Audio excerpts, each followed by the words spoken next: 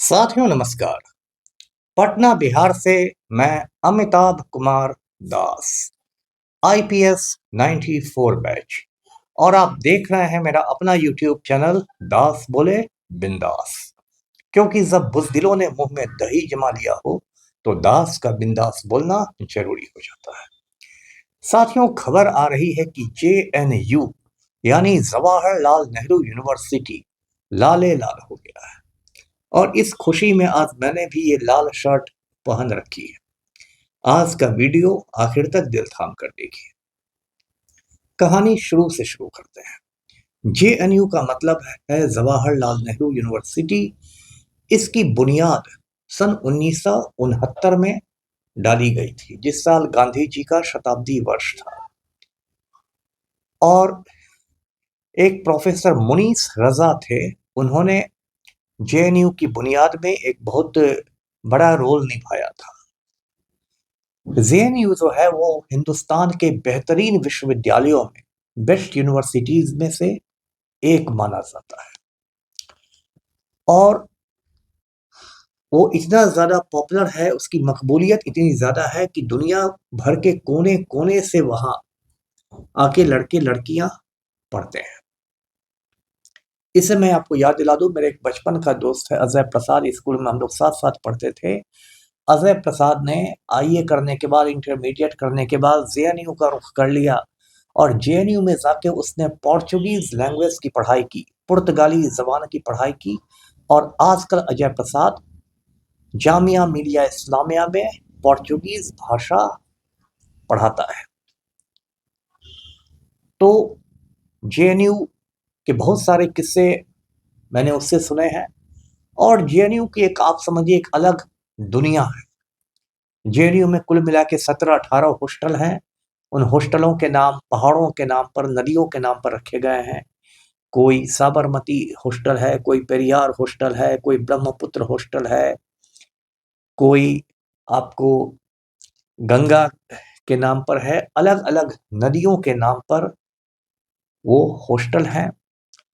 और वहां पर एक बहुत, आप कह सकते हैं, एक खुली हवा में आप सांस ले सकते हैं, जो कि बाकी हिंदुस्तान से बिल्कुल डिफरेंट है।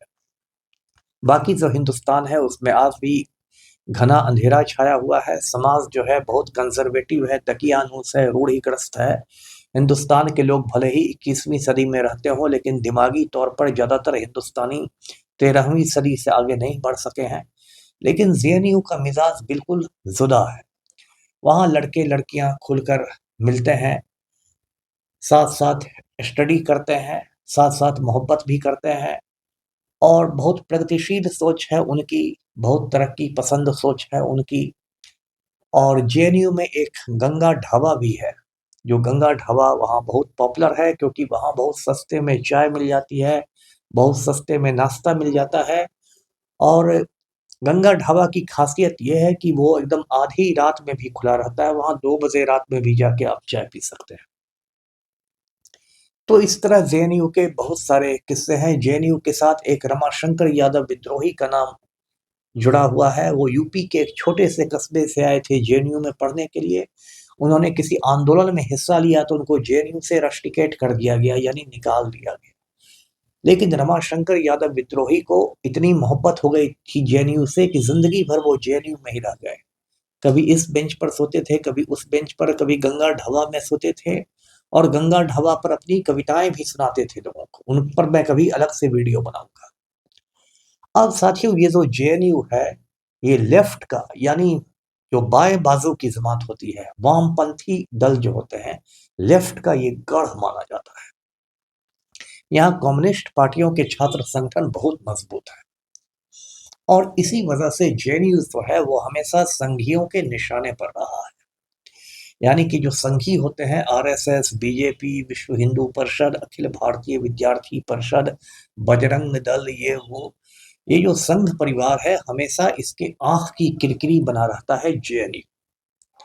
क्योंकि आरएसएस के बारे में मैं आपको बता चुका हूं, आरएसएस एक जिहादी संगठन है। आरएसएस जनेऊ जिहाद करता है।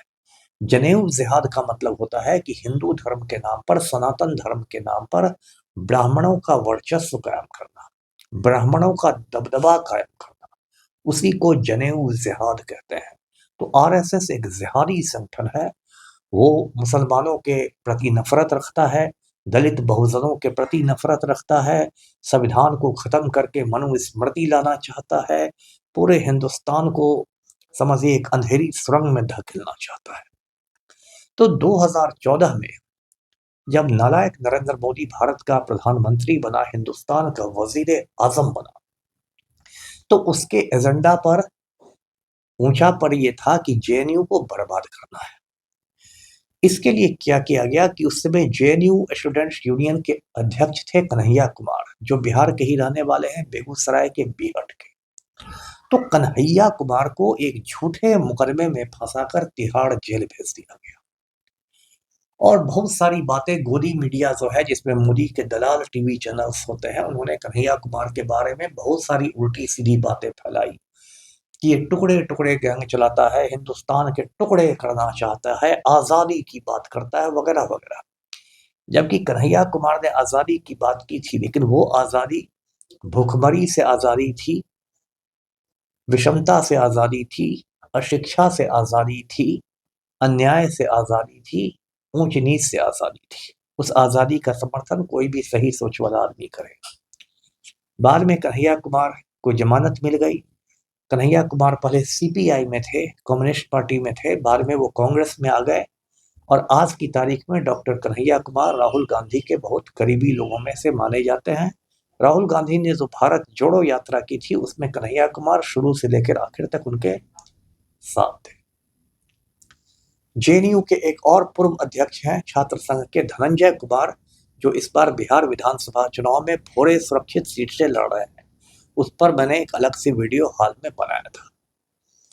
अब इसी जेएनयू में एक दो रोज पहले नतीजे आए हैं छात्र संघ के चुनाव के, स्टूडेंट्स यूनियन के चुनाव हुए, और उसमें जो चारों प्रमुख सीटें थी, चारों पर लेफ्ट का कब्जा हो गया। लेफ्ट जो पैनल था उसका कब्जा हो गया। इस पैनल में 3 वामपंथी छात्र संगठन थे, स्टूडेंट्स फेडरेशन ऑफ इंडिया जो सीपीएम का है, all India students association I saw जो कि भाकपा माले का है, सीपीआईएमएल लिबरेशन का है, और स्टूडेंट्स डेमोक्रेटिक स्टूडेंट्स फेडरेशन। अब ये तीनों संगठनों ने मिलकर लेफ्ट पैनल बना लिया था, लेफ्ट यूनिटी का, और चारों सीटों पर इनका कब्जा हो गया। अदिति मिश्रा नाम की लड़की अध्यक्ष चुनी गई, प्रेसिडेंट चुनी गई। गोपिका बाबू नाम की लड़की उपाध्यक्ष चुनी गई, वाइस प्रेसिडेंट चुनी गई। सुनील यादव जनरल सेक्रेटरी चुना गया, महासचिव। और दानिश अली चुनी गई ज्वाइंट सेक्रेटरी यानी संयुक्त सचिव। ध्यान दीजिए, 4 में 3 लड़कियां इसमें 3/4। उसके बाद पूरा जेएनयू कैंपस वो लाले लाल हो गया, पूरा कैंपस लाल हो गया। जो इनका नारा है कि जब लाल लाल लहराएगा तब होश ठिकाने आएगा, तो संघियों के होश ठिकाने आ गए। और बीजेपी का जो छात्र संगठन है, अखिल भारतीय विद्यार्थी परिषद एबीवीपी, उसका सुपड़ा साफ हो गया। अभी देखिए, हाल में जुम्मा 8 रोज पहले न्यूयॉर्क में ज़ोहरान ममदानी की जीत हुई है मेयर के चुनाव में। उसका किस्सा मैंने आपको सुनाया था। ज़ोहरान ममदानी भी बहुत तरक्की पसंद ख्यालों के हैं, लेफ्टिस्ट हैं, खुद को डेमोक्रेटिक सोशलिस्ट कहते हैं। उनकी जीत से मोदी के गिरोह को बहुत बड़ा झटका लगा, और जेएनयू में जो लेफ्ट की जीत हुई है, उसने जले पर नमक छिड़कने का काम किया है। तो अभी ये बीजेपी आरएसएस वाले पूरे लोग सदमे में हैं। साथियों, जेएनयू में लेफ्ट की जीत जो हुई है, वो पूरे देश के लिए एक शुभ संकेत है। इस वीडियो के माध्यम से मैं आपसे एक दरखास्त करना चाहता हूँ कि आपके परिवार में या आसपास में यदि कोई लड़का हो, लड़की हो, पढ़ने लिखने में जो अच्छा हो, इंटरमीडिएट वगैरह पहुंच गया हो, तो कोशिश कीजिए कि उसका दाखिला जेएनयू में ज़रूर हो जाए। मेरी ज़िंदगी का एक बड़ा अफसोस है कि मैंने कभी जेएनयू में तालीम नहीं हासिल की, जेएनयू में मैं नहीं पढ़ सका। तो इस बात का मुझे हमेशा अफसोस रहता है। इसलिए मैं कहता हूँ कि आपकी फैमिली में यदि कोई आसपास में हो, तो उसको जेएनयू जरूर भेजने की कोशिश करें। वहां जाके उसकी जिंदगी बदल जाती है, पूरा नजरिया बदल जाता है। अब जेएनयू पर कब्जा करे तो कैसे करे एबीवीपी? अब इसका मुझे लगता है एक ही तरीका मोदी के दिमाग में आएगा कि वोट चोरी करो, वोट डकैती करो।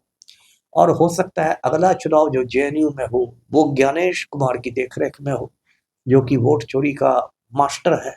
भारत का जो नालायक मुख्य निर्वाचन आयुक्त है, नालायक चीफ इलेक्शन कमिश्नर है ज्ञानेश कुमार, जो नरेंद्र मोदी का पालतू कुत्ता है, वोट चोरी का मास्टर है। तो मोदी कहेगा ज्ञानेश कुमार से कि भाई तुम ही जेएनयू का चुनाव कराओ, और तब पता चलेगा कि ब्राजील की किसी मॉडल ने आके जेएनयू में 50 बार वोटिंग कर दी और फिर एबीवीपी वाले जीत गए। तो ये भी इस देश में मुमकिन है, ये भी षड्यंत्र हो सकता है, ऐसी भी साजिश हो सकती है। लेकिन फिलहाल ये है कि जेएनयू में लाल आंधी आ गई है, जेएनयू में सुर्ख सवेरा हो गया है, जेएनयू में वामपंथियों की जबरदस्त जीत हो गई है, एबीवीपी का सुपड़ा साफ हो गया है, मोदी जी सदमे में हैं, तड़ी पार अमित शाह सदमे में हैं, ये लोग सभी लोग सदमे में हैं। तो जेएनयू में लेफ्ट की जीत का जश्न मनाइए, जेएनयू को लाल सलाम। वीडियो को लाइक करें, शेयर करें, चैनल को सब्सक्राइब कीजिए। धन्यवाद। जय हिंद।